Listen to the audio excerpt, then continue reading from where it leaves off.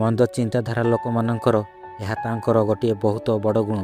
ସେମାନେ ନୈତିକତା ମାର୍ଗ ଅନୁସରଣ କରିପାରନ୍ତି ନାହିଁ। ସେମାନେ ବାରମ୍ବାର ଅନୈତିକ ମାର୍ଗରେ ଚାଲନ୍ତି। ତାଙ୍କର କର୍ମ ହିଁ ପରିଚୟ ଦେଇଥାଏ। ଭଲ ଲୋକମାନେ ନୈତିକ ମାର୍ଗରେ ହିଁ ସ୍ଥିର ରୁହନ୍ତି, କାରଣ ସେମାନେ ଭଲ ଭାବରେ ଜାଣନ୍ତି ଠିକ୍ କ'ଣ ଓ ଭୁଲ କ'ଣ। ଲୋକମାନେ ଘୃଣା ଏବଂ ନିନ୍ଦାରେ ସମୟ ନଷ୍ଟ କରନ୍ତି ନାହିଁ। ସେମାନେ ନିଜର କାମ ଉପରେ ଧ୍ୟାନ ଦିଅନ୍ତି। ଭଲ ଲୋକମାନେ ସଠିକ ପଥରେ ଚାଲିବାକୁ ଉଚିତ ଏବଂ ଭଲ ମନ କରନ୍ତି। ଭଲ ଚିନ୍ତାଧାରା ଲୋକମାନେ ହିଁ ଭଲ ବାଟରେ ଚାଲିଥାନ୍ତି।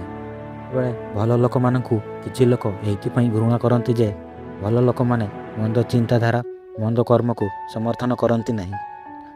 ଜୀବନ ଗୋଟିଏ କଥା ଶିଖାଇ ଦେଲା ଯେ ଏଠି ସବୁଠାରୁ ଅଧିକ ଭଲ ଲୋକଙ୍କୁ ହିଁ ଭୁଲ ବୁଝାଯାଏ। ଭଲ ଲୋକମାନଙ୍କ ମନରେ ଅଧିକରୁ ଅଧିକ ଭଲ ବିଚାର ଥାଏ।